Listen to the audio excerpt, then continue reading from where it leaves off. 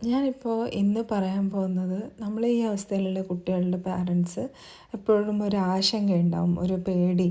എങ്ങനെയാവും പഠിച്ചുകൊണ്ട് ഈ കുട്ടികൾ അവരുടെ ഭാവി അങ്ങനെ ആ കാര്യത്തെക്കുറിച്ചിട്ടുള്ള ഒരു ആശങ്ക ഉണ്ടാവും കേട്ടോ.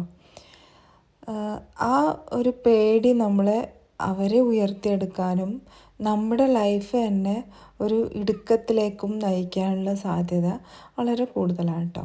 ഒരിക്കൽ എൻ്റെ ഒരു അനുഭവം പറയുകയാണെങ്കിൽ, ഞാൻ ഹോസ്പിറ്റലിൽ പോയത് എനിക്ക് പനിയായിട്ട്, ഇവിടെ അടുത്ത് തന്നെയുള്ളൊരു ഹോസ്പിറ്റൽ. അപ്പോൾ എന്നെ ഈ ഈ നാട്ടിൽ തന്നെയുള്ള ഒരു സിസ്റ്ററാണ്. അവർ എന്നോട് ചോദിച്ചത്, നിങ്ങൾ ആ മതിൽമേ ഇരിക്കുന്ന ആ കുട്ടിയുടെ ഉമ്മയാണോ എന്ന് ചോദിച്ചു. ഞാൻ അതെ എന്ന് പറഞ്ഞു. എന്നോട് പറഞ്ഞു, നിങ്ങൾ എന്താ എന്നിട്ട് ഇങ്ങനത്തെ കുട്ടിയായിട്ട് ഏത് സമയവും ചിരിച്ചുകൊണ്ടാണല്ലോ ഇരിക്കുന്നത്, അങ്ങനെ വിഷമിച്ചിട്ടൊന്നും കാണാറില്ലല്ലോ. അപ്പോൾ എനിക്ക് എന്താണ് അവരോട് മറുപടി പറയേണ്ടതെന്നൊന്നും അപ്പം തോന്നിയില്ല. ഞാൻ പറഞ്ഞു, എനിക്ക് അവൻ അങ്ങനെയാണെന്ന് വിചാരിച്ചിട്ട് അങ്ങനെ അതന്നെ ആലോചിച്ചിരിക്കാറില്ല എന്ന്. സത്യമായ ഒരു കാര്യമാണത്. ഞാൻ ഇവൻ ഇങ്ങനെയാണെന്ന് വിചാരിച്ചിട്ട് അതന്നെ ആലോചിച്ച് വിഷമിച്ചിരിക്കാൻ ചെയ്തിട്ടില്ല. സ്റ്റിൽ എന്ത് ചെയ്യാൻ പറ്റും അത് ചെയ്യുക, നമ്മളൊരു കുറ്റബോധമില്ലാതെ ജീവിക്കുക. അപ്പോൾ ബാക്കിയുള്ള കാര്യങ്ങളൊക്കെ പിറകെ വന്നോളും എന്നാണ് കേട്ടോ എൻ്റെ ഒരു തോട്ട്സ്. ഇതെന്ന് മാത്രമല്ല, പലതരത്തിലുള്ള നമ്മുടെ ഒരു ആശങ്ക, പേടി, ജീവിതത്തിലുള്ള ആ ഒരു മുന്നോട്ട് എന്നുള്ള അവസ്ഥയെക്കുറിച്ചിട്ടുള്ള ഒരു ഉള്ളിലെ ഒരു ഭയം ഉണ്ടല്ലോ, അത് ശരിക്കും പറയുകയാണെങ്കിൽ നമ്മളെ ഇല്ലാണ്ടാക്കുകയാണ് ചെയ്യുന്നത്.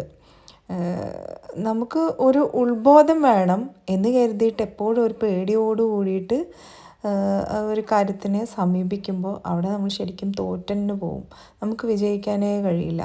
മറിച്ച് ഈ ആയിരിക്കുന്ന അവസ്ഥയെ സ്നേഹിച്ചിട്ട് അവിടെ എന്ത് ചെയ്യാൻ പറ്റുമോ അത് ഹാപ്പി ആയിട്ട് ചെയ്യുക.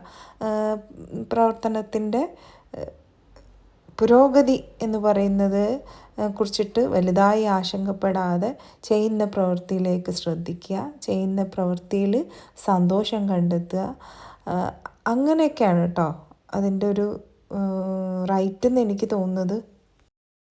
നമ്മൾ ചെയ്യുന്നതിൽ ഒരു ഗുളിക കൊടുക്കുന്നത് പോലെ എന്ന് വേണമെങ്കിൽ പഠിപ്പിക്കുമ്പോൾ എനിക്ക് അങ്ങനെ തോന്നും. ഒരു 3 നേരം ഗുളിക കൊടുക്കുന്നത് പോലെ പരിശീലിപ്പിക്കണം, എന്നാലേ ഉള്ളൂ കുറച്ചുകൂടെ ബെറ്ററായിട്ട് റിസൾട്ട് കിട്ടുക കേട്ടോ. എനിക്ക് അതായത് ഞാൻ ശീലിപ്പിച്ചപ്പോൾ പിന്നെയും കുറച്ചും കൂടി ബെറ്ററായിട്ട് റിസൾട്ട് കിട്ടുന്നതൊക്കെ അങ്ങനെയാണ് എന്ന് കരുതിയിട്ടിപ്പോൾ ഒരു പാരൻറ്റിന് അങ്ങനെ എപ്പോഴും ചെയ്യാൻ പറ്റിക്കൊള്ളണമെന്നൊന്നുമില്ല. അപ്പോഴും കുറ്റബോധം തോന്നേണ്ട ആവശ്യമില്ല. നമ്മളെല്ലാവരും മനുഷ്യരാണ്.